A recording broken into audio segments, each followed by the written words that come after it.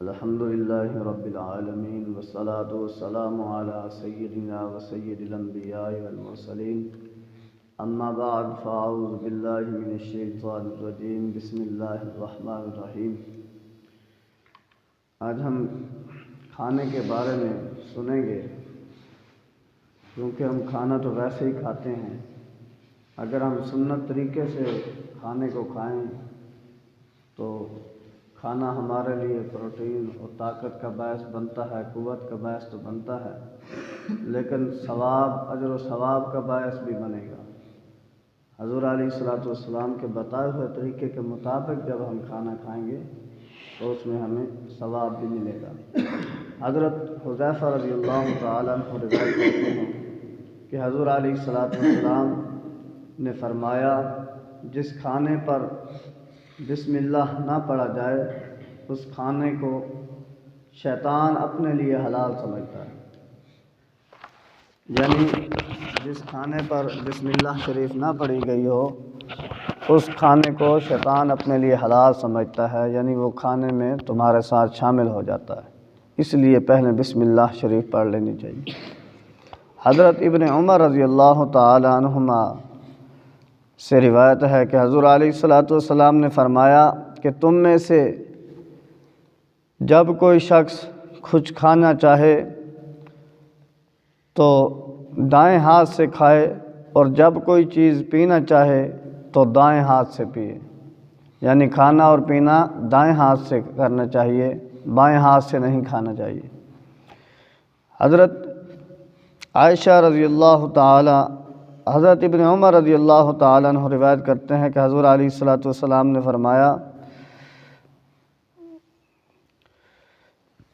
کوئی شخص نہ بائیں ہاتھ سے کچھ کھائے اور نہ بائیں ہاتھ سے کچھ پیے، اس لیے کہ بائیں ہاتھ سے شیطان کھاتا اور پیتا ہے۔ یعنی بائیں ہاتھ سے شیطان کھاتا اور پیتا ہے۔ ہم نے شیطان کی پیروی نہیں کرنی، ہم نے سنت رسول صلی اللہ علیہ وسلم کی اتباع کرنی ہے۔ حضرت عائشہ رضی اللہ تعالی عنہ آپ فرماتی ہیں کہ یحب الحلوى والعسل، کہ حضور علیہ السلام کو دو چیزیں بہت پسند تھی، ایک حلوہ شریف اور دوسرا شہد۔ ان دو چیزوں کو حضور علیہ السلام پسند فرماتے تھے۔ تو حلوہ کے متعلق جو ہے مولوی صاحب ہمارے سامنے آ جائے تو ہم تو ویسے مذاق شروع کر دیتے ہیں، تو از راہ استہزاء نہیں کرنا چاہیے یہ کام، از راہ محبت آپ کہہ سکتے ہیں، کیونکہ یہ حضور علیہ السلام کی پسندیدہ چیز ہے، اور ایسی چیز کا مذاق اڑانا جو ہے تو وہ مناسب نہیں ہے۔ امام ابو یوسف کے بارے میں غالباً آتا ہے کہ ان کے سامنے ایک شخص نے کہا کہ مجھے کدو پسند نہیں ہے، کیونکہ کدو شریف حضور علیہ السلام کو بہت پسند تھے۔ تو انہوں نے فوراً ڈنڈا اٹھایا یا تلوار اٹھائی، کہا اس اپنی بات سے توبہ کرو ورنہ میں تمہاری گردن اتار دوں گا۔ جو چیز حضور کو پسند ہے تو کہتا ہے مجھے پسند نہیں ہے۔ فوراً اس شخص نے توبہ کی، فرمایا اگر توبہ نہ کرتے نا میں تمہاری گردن الگ کر دیتا۔ اتنا آپ نے اس پر غصہ فرمایا۔ تو ایسی چیزوں کا مذاق نہیں اڑانا چاہیے، ویسے از راہ محبت آپ کسی کو کہہ دیتے ہیں تو اس میں حرج نہیں ہے۔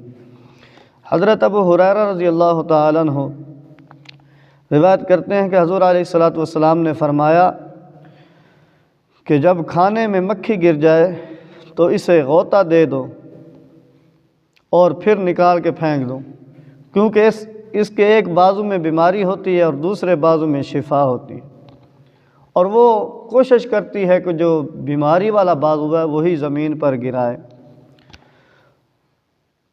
تو جب وہ کھانے میں پڑ جاتا ہے بیماری والا بازو تو تم اس کو پورا مکمل ڈبو دو تاکہ شفا والا جو بازو ہے وہ بھی اسی میں چلا جائے، اور پھر اس چیز کو مکھی کو نکال کر پھینک دو، اور جو کھانا ہے وہ تم کھا لو۔ ہماری عادت بنی ہوئی ہے اگر پانی میں گر جائے تو ہم پانی پھینک دیتے ہیں، اگر دودھ وغیرہ میں گر جائے تو پھر مکھی کو نکال کے پھینک دیتے ہیں۔ تو کیونکہ دودھ تھوڑا قیمتی ہوتا ہے اس وجہ سے، تو لہذا پانی میں بھی یہی کام استعمال کیا کریں، اس میں کوئی حرج نہیں ہے۔ حضرت ابو ہریرہ رضی اللہ تعالیٰ عنہ